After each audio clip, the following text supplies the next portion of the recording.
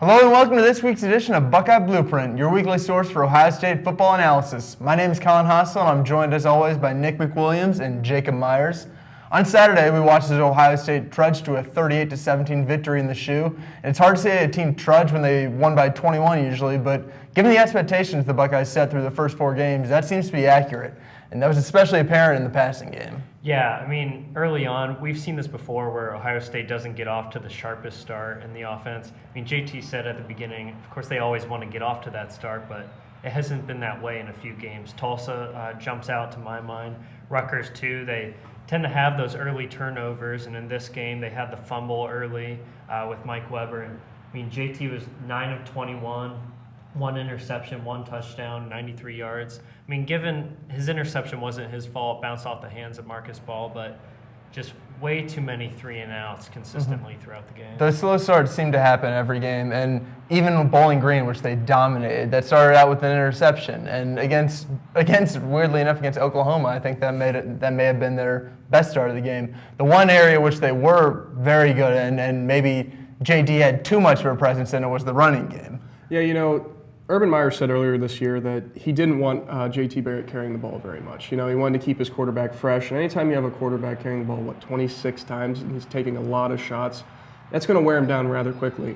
And while Barrett did look great running the football, it's really something to look at for the rest of the year. I'm sure he won't be running as much against Wisconsin, but you know, I think Noah Brown was the only receiver to actually catch a ball, so that was kind of a direct cause of why Barrett had to run so much. Mm-hmm. He had nine completions, and 3 of them were to Mike Weber. So you know that they weren't exactly spreading it around. I think only 4 people had a reception in general. Marcus Ball was one, and then Curtis Samuel didn't even have one. Curtis Samuel touched the ball 9 times, and in my opinion, that is way too low. I know you guys know that I'm a big Curtis Samuel believer, and I think Urban Meyer is too, and he said it after the game that 9 is way too little for him.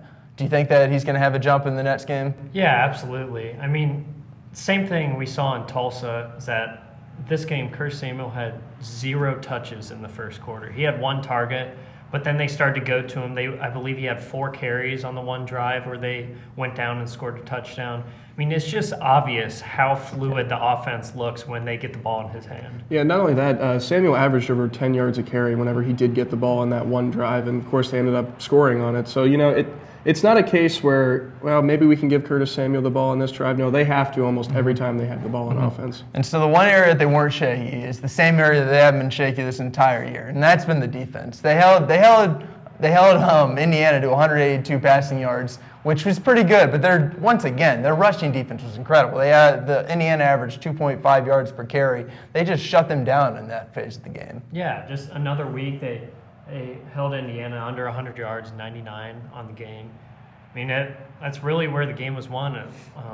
I believe it was a 1-score game at the time when Indiana had a 4th and less than a yard inside the 10-yard line of Ohio State, and Nick Bosa and that rushman package just slammed the door down, and Ohio State then had an impressive drive after that. So I think they really have set the standard in these games as of late. I mean, you see it with the early turnovers, just the sheer defensive stops they put together really kind of catapult the offense and get them out of their measly beginnings. Mm-hmm. And, you know, not only that, I think the defense did play fantastic, but they were kind of exposed at times. You kind of saw where maybe there is some lacking ability on this team. You know, one thing that sticks out in my mind, I think it was Friend, the tight end for Indiana. They did a fake tunnel screen on the sideline, and both Marshawn Lattimore and Malik Hooker bit really hard on that. And the tight end didn't have anyone within 10 yards of him. It was the easiest touchdown I'm sure he's had in his entire career. So while this defense is still playing incredible, they are showing a little bit of that youth they did against Indiana. And they're going to have to grow up a little bit more, I think, against Wisconsin. Because even though Wisconsin's offense isn't exactly great, they're a team that does not give up a lot of points. So you have to stay out in front. Mm-hmm. And that'll definitely be important. And we're going to head to Colin Gay for the 60-second spotlight. One thing really stood out on the stat sheet after Ohio State's 38-17 win over Indiana on Saturday. It was the difference in their rushing yards compared to passing yards. The rushing attack had a field day against the Hoosier defense, accumulating 290 yards on the ground with 4 touchdowns. Their leading rusher, redshirt junior quarterback J.T. Barrett, rushed for 137 yards on a whopping 26 carries with a touchdown. However, the passing game had a tougher time against Indiana. Barrett completed only 9 passes for 93 yards on 21 attempts. He also threw a touchdown and an interception in the contest. After a rough performance against Indiana, Ohio State will have to rely much more on their passing game next Saturday when they take on number 8 Wisconsin at Camp Randall Stadium. The Badgers have the best rush offense in the Big Ten, giving up an average of 90.4 rushing yards per game. The Buckeyes rely a lot on the deep ball in the passing game. Even though they lead the Big Ten in completion percentage of passing touchdowns, Baird in the passing game averaged 214 passing yards a game, which is ranked 7th in the Big Ten. Ohio State's rushing attack has been their go-to attack mechanism, especially in the first 2 Big Ten games this season. If they are not able to run the ball down Wisconsin's throat next Saturday night, that may be a cause of concern with the offense as a whole. Saturday night, under the lights for the second time this season, the Buckeyes will be back in action, this time taking on what may prove to be their toughest test and their toughest venue, the Wisconsin Badgers at Camp Randall Stadium. Given how shaky Ohio State's offense looked last week, how will they handle Wisconsin's impressive defense? Well, Ohio State's offense really likes to score in the red zone. They're very proficient at it. Wisconsin is second in the nation right now in preventing teams from scoring in the red zone. And that's not just touchdowns, that's just scoring, period. They're led by a pretty solid group up front. And I think right now, Wisconsin doesn't really take the ball away a whole bunch. They have 2 takeaways a game, which is pretty good, but they give the ball away 2 times too. So I'm not exactly sure how JT Barrett's going to approach this team, considering how little yards they give up per game. But I think if Ohio State really wants to succeed, they're just going to have to keep pounding the ball, keep running as much as possible, because Wisconsin is used to opponents that run the ball under 30 times a game. Ohio State averages over 50 yards or 50 rushes per game. Pardon me. So they're really going to wear them down, I think. So given that, do you think that we're going to see more Mike Weber, more Curtis Samuel, and however, and this is going to be their most important game, but even that, you're going to need to see the offensive line take that next step forward and prove all of a sudden everyone's going to know Michael Jordan, Pat Elflein, Billy Price. Everyone's going to know these names. Absolutely. Wisconsin's nose tackle is an enormous man, so Pat Elflein's going to have an interesting test in front of him. But I think you're going to see a lot of Curtis Samuel on sweeps, and after a while, I think Curtis Samuel's going to be your lead guy, and Mike Weber's just going to finish it off in between the tackles, because any team that runs the ball as much as Ohio State does, it just wears down defenses. It's just so hard to keep stopping them throughout the game. And we saw that with Weber. He had 2 red zone touchdowns. Just eventually Indiana's defense wore out. His defense wore out. All right, and so on the other side of the ball, Wisconsin's offense may not be as good as their defense. Yeah, it's a totally different story. Their turnover margin is equal on the year. OSU, I believe, is still one of the premier teams in the country in turnover They're margin. top 5. Yeah, top 5, first in the Big Ten. They turn the ball over. I mean, they have 7 interceptions on the year, 3 fumbles. Alex Hornibrook and Bart Houston, we still don't know who's going to start. They both have around the same amount of passing yards. Corey Clement leads the backfield with 319 yards. He's got 5 scores, but Samuel and Weber both lead him in the Big Ten in yards on the ground. Then you have OSU's defense, who they have 10.8 points per game allowed. Wisconsin just 25 points per game. It's really a juxtaposition there. You got a different style that OSU hasn't seen all year. I think that's the underlying factor in this game.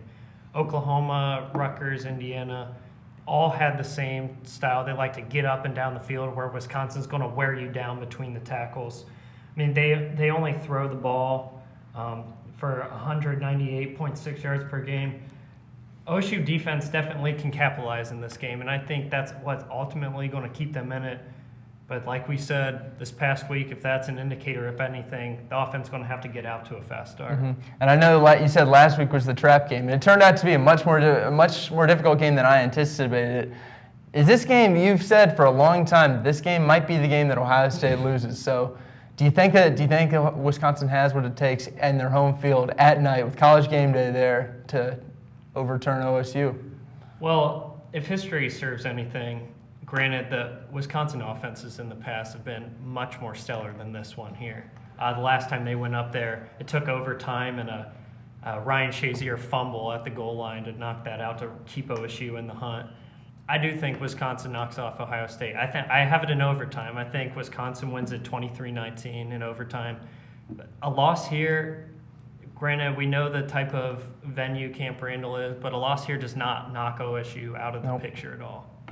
It definitely doesn't. And I think that going into this venue is going to be insane. We were at Oklahoma, and I was down the field, and I got chills. That venue was amazing. This one, I feel like, is going to take it up to the next level. I don't even understand what it's going to be like with College game day there from the moment that people wake up till the moment that people go to sleep, it's going to be all football. And I do think Ohio State's probably going to pull it off. I have Ohio State 24-21. I think it's going to be an amazing game. And like you both said, Ohio State has a great offense and a great defense. Wisconsin has a great defense, maybe not a great offense. And I do think Ohio State's going to take advantage of Wisconsin's questionable offense. And they're going to get some turnovers as they have all season. They're going to rely on that. If they don't, then I think it might lean Wisconsin's way. And that's why I have Ohio State 24-21. And also Curtis Samuel's getting back in the game. He's getting on the board with a touchdown. I have similar thoughts to you. I think Ohio State will pull this out in the end, 21-17, but I would not be surprised to see them trailing in the fourth quarter. I think it's going to come down to the fact of it's going to be Curtis Samuel. I think he's going to have to be the guy who's going to have to step up. JT Barrett showed that, yeah, he's still a fantastic athlete and a great player, but his passing offense still has a lot of question marks.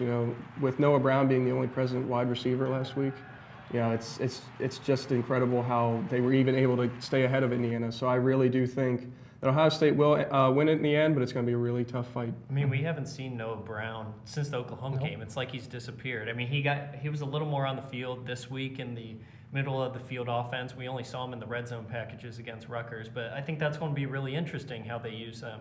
Meyer said after the game that, their deep ball really opens it up for their offense, and obviously they didn't have that this week. And Oklahoma, I would say that was one of their strengths. So we'll see how that goes into this Wisconsin game. Yeah, it seemed like they were just a bit off. And the last time that Noah Brown had a big game, you said, was Oklahoma. That was a night game. So we'll see if that's Noah Brown's thing, night games. We'll find out.